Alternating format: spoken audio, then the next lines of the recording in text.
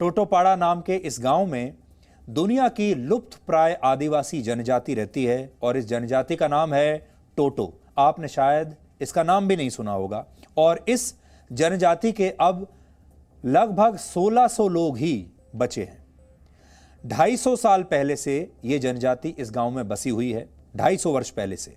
लेकिन आज तक यहां पहुंचने के लिए उन्हें एक अच्छी सड़क तक नहीं मिली। पश्चिम बंगाल और असम को जोड़ने वाले राजमार्ग से 21 किलोमीटर अंदर बसे इस गांव की तरफ ना तो कोई सड़क जाती है और ना ही यहां यातायात की कोई व्यवस्था है। टोटोपाड़ा जाने के रास्ते में 4 बरसाती नदियां आती हैं जिन पर कोई पुल नहीं है, यानी बारिश के मौसम में इस गांव का संपर्क पूरे भारत से कट जाता है और यहां पहुंचना लगभग असंभव होता है। मेडिकल इमरजेंसी होने की स्थिति में मरीज को 21 किलोमीटर दूर ले जाना टोटो समुदाय की एक बहुत बड़ी मजबूरी है, क्योंकि उनके गांव में एक भी अच्छा अस्पताल नहीं है। भारत में पहली बार वर्ष 1889 में टोटो जनजाति के बारे में पता चला था और तब एक अंग्रेज अधिकारी ने इसके बारे में पता लगाया। तब इस गांव में सिर्फ 60 परिवार रहते थे। 1991 की जनगणना के मुताबिक इनकी आबादी उस समय सिर्फ 936 थी। फिर वर्ष 2001 में यह बढ़कर 1157 हुई और फिर वर्ष 2011 में टोटो जनजाति के लोगों की आबादी मात्र 1387 दर्ज की गई थी। लुप्त होने के कगार पर पहुंच चुकी इस जनजाति को संरक्षित किए जाने की बहुत आवश्यकता है। मुश्किल रास्तों को पार करके हमारी टीम आपके लिए टोटोपाड़ा से एक ग्राउंड रिपोर्ट लेकर आई है। आज आपको यह जानकर बहुत आश्चर्य होगा कि जब जी मीडिया के संवाददाता विशाल पांडे टोटोपाड़ा गांव पहुंचे तो सबसे पहले उनकी लाल रंग की शर्ट वहां पर उतरवा दी गई। इसके पीछे एक खास वजह है और लाल रंग की ये कमीज उनसे क्यों उतरवाई गई, ये वजह जानने के लिए अब आप ये ग्राउंड रिपोर्ट देखिए। जहां से विकास की पक्की सड़क खत्म होती है,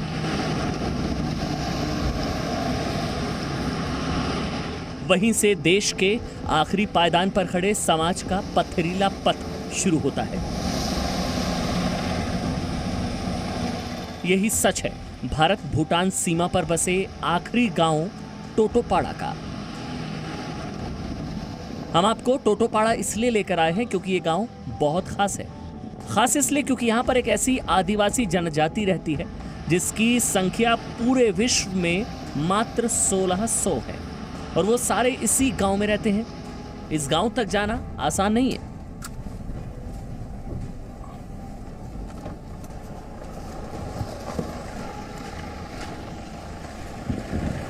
टोटोपाड़ा जाने के लिए आपको कुछ इस तरह से कई नदियां पार करनी होती है और ये बंगरी नदी है।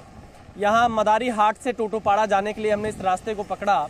बंगरी नदी पर आज भी यहाँ पुल अभी तक नहीं बन पाया है। ये नदी तो फिलहाल इसमें पानी नहीं है और इसी रास्ते से गुजरकर आपको टोटोपाड़ा जाना पड़ता है, जो कि टोटो जनजाति का गांव है। मात्र वहीं पर टोटो जनजाति बची हुई है। अब हम इसी रास्ते से आपको लेकर आगे बढ़ते हैं। देश के 130 करोड़ से ज्यादा की आबादी में पश्चिम बंगाल के अलीद्वारपुर में बसी मात्र 1600 लोगों की जनजाति की स्थिति क्या होगी, ये समझने के लिए आपको इन रास्तों से गुजरना होगा। इन रास्तों में प्रकृति की खूबसूरती तो नजर आती है, लेकिन यहाँ आना हर किसी के बस की बात नहीं है, क्योंकि यहाँ पहुँचने के लिए 4 बरसाती नदियों को पार करना पड़ता है और इसके लिए उन्हीं नदियों से होकर गुजरना होता है। मदारी हाट से टोटोपाड़ा की तरफ जब आप जाएंगे तो बीच में कई नदियां पड़ती हैं और उनके बीच से ही आपको जाना है। फिलहाल इधर पानी कम है और रास्ते बीच में कुछ आपको इस तरह मिलेंगे, ऊबड़ खाबड़, गड्ढा, कंकड़, पत्थर। रास्ते बहुत अच्छे नहीं है टोटोपाड़ा तक पहुंचने के लिए, लेकिन इन्हीं रास्तों से गुजरकर जंगलों के बीच से हमें टोटोपाड़ा पहुंचना है। पश्चिम बंगाल में विधानसभा चुनाव में एक और सभी मीडिया संस्थान महानगरों में चुनावी नब्ज टटोल रहे हैं, लेकिन जी मीडिया ने ग्रामीण भारत की खबर को महत्व दिया। इसलिए पहाड़ों, जंगलों और बरसाती नदियों में बने पथरीले रास्तों से होकर आखिरकार हम पहुंचे कोलकाता से 70 किलोमीटर दूर टोटोपाड़ा। और वहां पहुंचते ही हमें उनकी एक अनोखी रीति माननी पड़ी। इस वक्त हम टोटोपाड़ा पहुंच चुके हैं, जो कि अलीपुरद्वार जिले में आता है। टोटो जनजाति के लोग यहाँ पर रहते हैं। नमस्कार। नमस्कार। कैसे हैं आप? एकदम ठीक, बढ़िया। कहाँ ले चलेंगे हम लोग को? घुमाएंगे बस्ती बस्ती। हम सब लोग का ठीक जो है? पहाड़, नदी नाला पार, उसमें जो समस्या है वो दिखलाएंगे आप लोग को। हाँ, हम ऐसे ही चलेंगे, क्या करें? नहीं नहीं, ऐसा नहीं। कपड़ा ये हम लोग का रीति रिवाज में नहीं चलता है, लाल वाला कपड़ा। इसको बदलना पड़ेगा। ये लाल शर्ट बदलनी लाल पड़ेगी। लाल शर्ट क्यों? बदलना पड़ेगा। ये हम लोग का रीति रिवाज में जो है, हम लोग का देवता नहीं मानता है। कोई इसके पीछे कारण पुराना का रीति रिवाज? पुराना अच्छा, आप रीति में से रिवाज कोई है। लाल शर्ट नहीं पहनता, लाल नहीं, कपड़ा? हम लोग का टोटो कास्ट में जो हम लोग टोटो है यहाँ का जो बासिंदा है, वो लोग लाल पेन नहीं पहनता है कभी भी। लाइए बदल के चलते हैं। ये चलेगा? ये चल जाएगा एकदम ठीक। चलिए हम फिर इसको चेंज कर देते हैं, उसके बाद बढ़ते हैं। टोटोपाड़ा गांव में पक्के मकान कम ही नजर आते हैं। ज्यादातर मकानों में पक्की छत की जगह टीन शेड है और लकड़ी के कच्चे मकान भी नजर आते हैं। टोटोपाड़ा पूरी तरह से पहाड़ी क्षेत्र है। यहाँ विकास के नाम पर स्कूल और अस्पताल है, लेकिन 10वीं के बाद पढ़ाई और मेडिकल इमरजेंसी की स्थिति में 22 किलोमीटर दूर जाना पड़ता है। पहले जो होता था, पहले मिलता था। पहले जो नौकरी किया है हम लोग का भैया लोग नौकरी किया है, वो तो ज्यादा लिखा पढ़ा नहीं है। माध्यमिक पास किया हुआ है, 10 पास किया हुआ है, कोई 12 पास किया है, उतना में नौकरी मिल रहा है। अभी तो लड़का लोग ग्रेजुएशन कंप्लीट किया हुआ है, फिर भी नौकरी नहीं। टोटो समुदाय यहाँ पर वर्ष 1800 से पहले बसा हुआ है और तभी से ये टोटोपाड़ा में रह रहे हैं। यहाँ पर टोटो जनजाति का हर बच्चा मानता है कि उनकी परवरिश प्रकृति के हाथों में है। सरकार से उन्हें कोई उम्मीद नहीं है। टोटोपाड़ा गांव में ये यहाँ का मंदिर है और ये मंदिर हमारे आपके मंदिर से बिल्कुल अलग है। यहाँ मूर्ति पूजा नहीं होती है। ये लोग अपने त्योहारों के समय यहाँ प्रकृति की पूजा करते हैं। हाँ, पुरान प्रकार से पहला बहुत बड़ा आदमी पहला से ऐसा ही मानता है। हम लोग वैसे ही मानते हैं। मूर्ति हम लोग पूजा नहीं करते हैं सर।